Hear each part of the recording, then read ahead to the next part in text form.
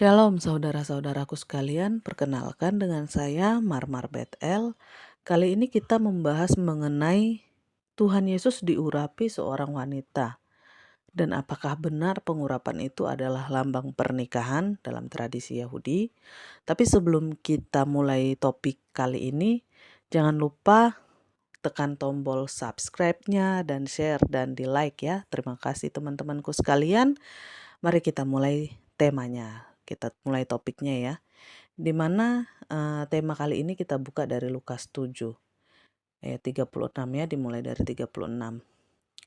Dan seseorang dari antara orang Farisi meminta dia supaya dia makan bersamanya. Dan setelah masuk ke dalam rumah orang Farisi itu, dia duduk makan. Ini di sini dia adalah Tuhan Yesus ya.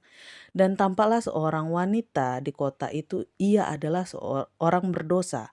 Ketika mengetahui bahwa dia sedang duduk makan di rumah orang Farisi itu, dengan membawa buli-buli pualam berisi minyak wangi, dan seraya berdiri di sisi kedua kakinya sambil menangis ke belakangnya, dia mulai membasahi kedua kakinya dengan air mata, dan dengan rambut kepalanya dia menyekanya dan menciumi kedua kakinya, serta mengurapi dengan minyak wangi itu. Dan ketika melihatnya, orang Farisi yang mengundang dia berkata dalam dirinya, sambil mengatakan, jika dia itu seorang nabi, seharusnya dia tahu siapa dan macam apa wanita yang menjamahnya, karena dia adalah seorang berdosa. Dan seraya menanggapi, Yesus mulai berkata kepadanya, Simon, aku punya sesuatu untuk mengatakan kepadamu. Dan dia berkata, Guru, katakanlah. Ada dua orang berutang kepada seseorang pemiutang. Yang seorang berutang 500 dinar dan yang lain 50. Dan karena mereka tidak memiliki sesuatu untuk membayarnya, dia membebaskan keduanya. Oleh karena itu, katakanlah, siapakah di antara mereka yang akan lebih mengasihi dia?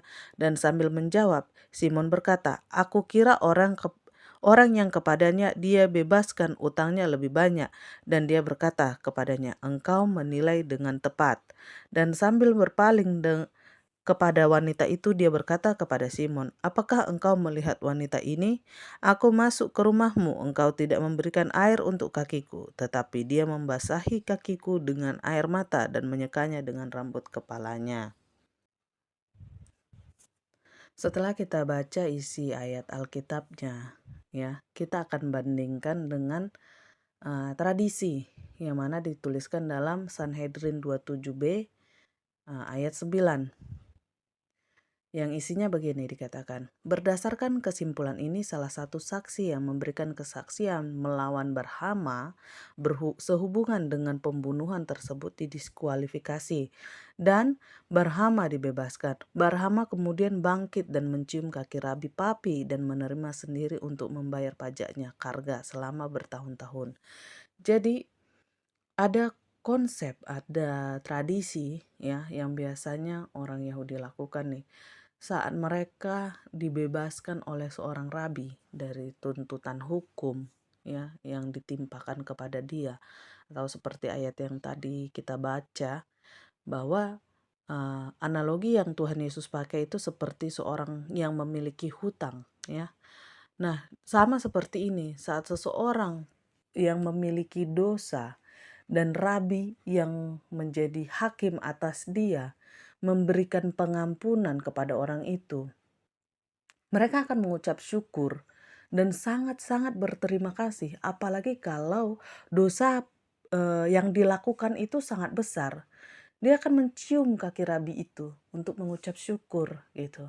Jadi ini bukan tradisi menyatakan terjadi pernikahan, enggak. Tapi ini seperti ucapan syukur karena pertolongan yang diberikan rabi itu kepada dirinya dalam kesesakannya, begitu. Jadi ini enggak menceritakan adanya pernikahan. Saya tegaskan lagi, tidak bercerita tentang adanya pernikahan antara Tuhan Yesus dengan Maria Magdalena ya. Dari sini bisa kita lihat dari sisi tradisinya. Nah, seperti ini aja ya teman-teman ya dari saya yang bisa saya sampaikan. Terima kasih sebelumnya saudara-saudaraku. Shalom. Tuhan Yesus memberkati kita semua. Jangan lupa ditekan tombol subscribe, share, dan like-nya. Terima kasih. Tuhan Yesus memberkati.